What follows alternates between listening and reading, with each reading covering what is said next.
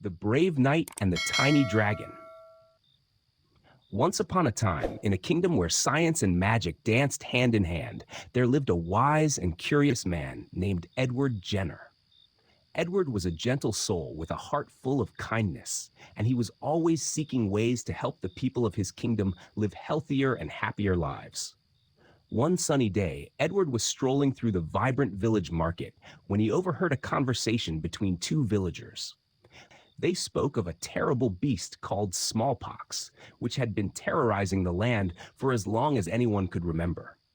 This beast was so small that it could not be seen, yet it brought great suffering and sorrow wherever it went. Determined to protect his people from this invisible menace, Edward set off on a quest to find a way to defeat smallpox. He knew that many brave knights and wise healers had tried before him, but none had succeeded. However, Edward was not one to give up easily. With his mind sharp as a sword and his heart strong as a shield, he ventured into the deep forest of knowledge, where the oldest and wisest beings in the kingdom resided.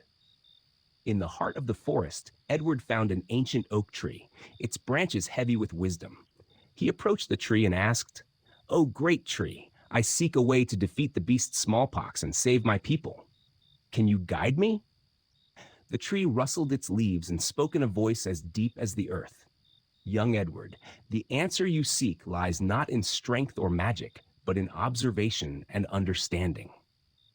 Look closely at the creatures around you, for they may hold the key to your quest." Taking the tree's advice to heart, Edward returned to his village and began to observe the world around him with great care. He noticed that milkmaids who spent their days caring for cows seemed to be untouched by the beast smallpox. Intrigued, Edward decided to visit a kind milkmaid named Sarah, who always had a bright smile on her face. "Sarah," Edward asked, "have you ever been visited by the beast smallpox?" Sarah shook her head and replied, "No, Sir Edward. I have never been troubled by it. Perhaps it is because I have faced the smaller, gentler dragon called cowpox." Edward's eyes widened with curiosity. "Tell me more about this cowpox, dear Sarah." Sarah led Edward to her dairy, where the cows grazed peacefully. Cowpox is a mild illness that sometimes affects the cows and those who tend to them. It causes small, harmless blisters, but once we recover, we seem to be protected from smallpox.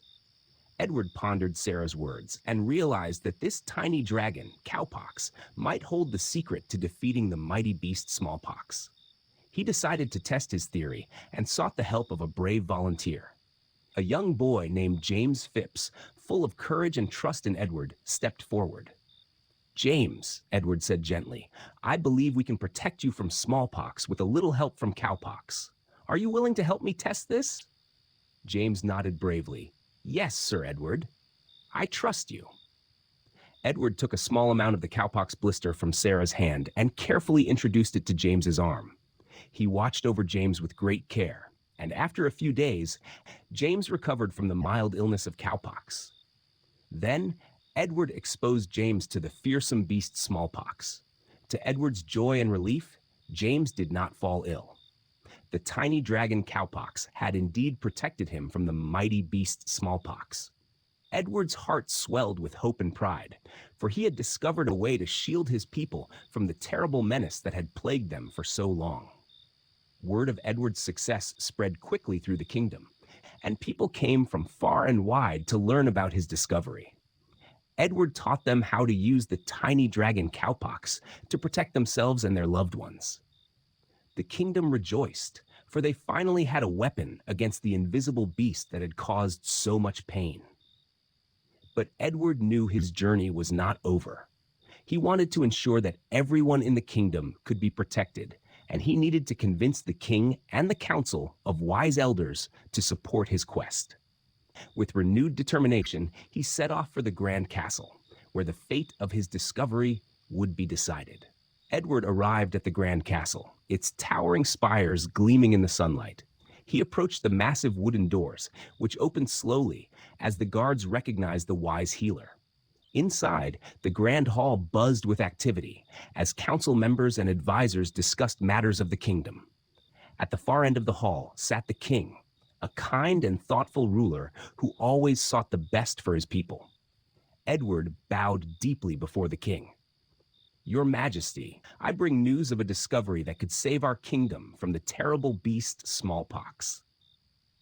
The king leaned forward, his eyes full of curiosity. "Speak, Edward. What have you discovered?" Edward recounted his journey, his observations, and the brave experiment with young James Phipps. He spoke of the tiny dragon cowpox and how it had protected James from the fearsome smallpox. The council listened intently, murmurs of interest and astonishment spreading through the hall. One of the king's advisors, a stern man named Lord Harrington, spoke up. "Edward, this is indeed remarkable. But how can we be sure that this protection will work for everyone in the kingdom? We must have more proof before we can endorse such a widespread measure." Edward nodded. "I understand, Lord Harrington. That is why I propose we conduct more trials to ensure the safety and effectiveness of this method. We can carefully select volunteers who are willing to participate, and we will monitor them closely." The king considered this for a moment before speaking. "Edward, you have always served this kingdom with great dedication.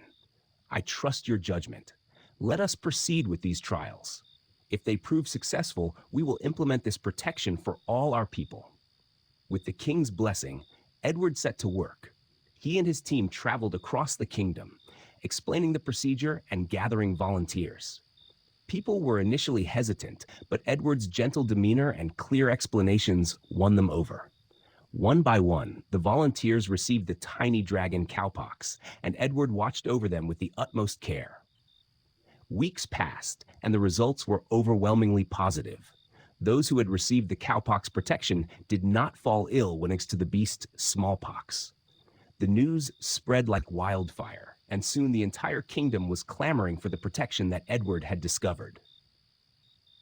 Back in the grand castle, the king called for a great assembly. The grand hall was filled with people from all walks of life, eager to hear the king's proclamation. The king stood before his people, a smile of relief and joy on his face. "My beloved subjects, thanks to the tireless efforts of Edward Jenner and his team, we have found a way to protect ourselves from the beast smallpox. From this day forward, we shall ensure that every person in our kingdom receives this protection. Let us celebrate this victory and the bravery of those who have made it possible." The hall erupted in cheers and applause. Edward felt a wave of gratitude and pride wash over him. He had accomplished what he had set out to do. He had found a way to protect his people from the terrible menace that had plagued them for so long. As the celebrations continued, Edward slipped away to the quiet garden behind the castle. He sat beneath a blossoming tree, the scent of flowers filling the air. Sarah, the kind milkmaid, found him there and sat beside him.